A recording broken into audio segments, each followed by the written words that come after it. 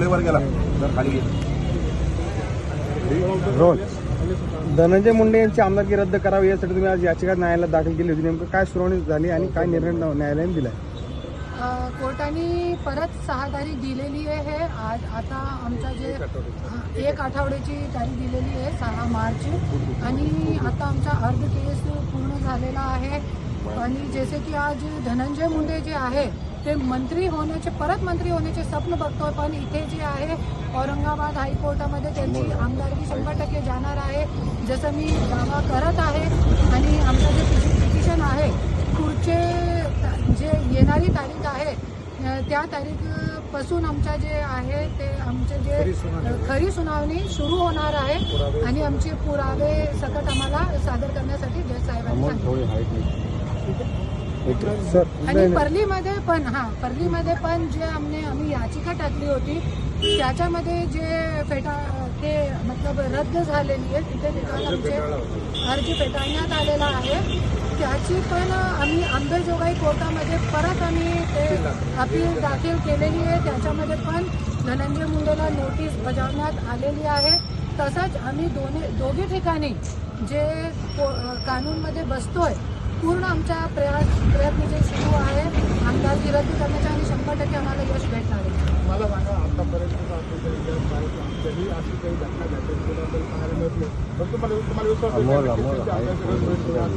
100% रद्द होणार आहे. क्योंकि आमच्या फक्त एकच मुद्दा नाही आहे. आता तुम्ही बघू शकता की परलीमध्ये ज्या तहसीलदारनी मुंडे ज्यांचं नाव होता 2 दिवस अगोदर त्यांना अटक झालेली आहे. त्यांनी 20,000 रुपये लाच घेताना रंगेहात पकडण्यात आलेला आहे. जरी 20,000 रुपयेसाठी जरी एक तहसीलदार जेलमध्ये जाऊ शकतो तो ज्या वेळी माझा पर्चा अवैध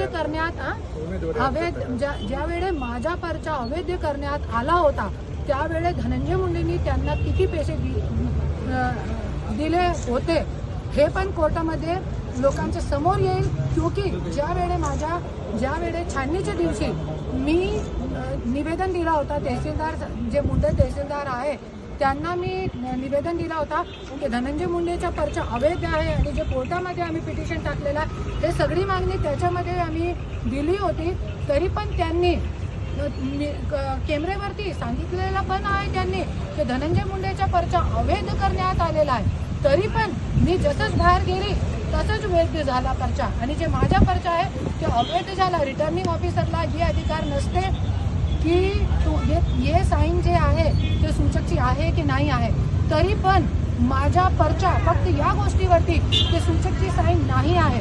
ते अधिकार जे आहे साईन आहे की नाही आहे, खोटी आहे खरी आहे हे तपासण्याचे अधिकार आणि हे खरी खोटी करण्याचे अधिकार जे आहे ते रिटर्निंग ऑफिसरच्या नसते. हे गोष्टी आणि धनंजय मुंडेने जे गुंडागर्दी करून दमदाटी करून आणि तुम्हाला माहिती आहे एक ॲडव्होकेटला जाधव ॲडव्होकेट जे होते त्यांच्यासोबत पण जे मतदान केंद्राचे बाहेर मारहाण पण झाली होती. हे सगळे मुद्दे जे आहेत ते आम्ही कोर्टामध्ये दिलेले आहे आणि 100% मला खात्री आहे की मला न्याय भेटणार आणि भेटणार. एक मिनिट साहेब या त्यांचा घेऊन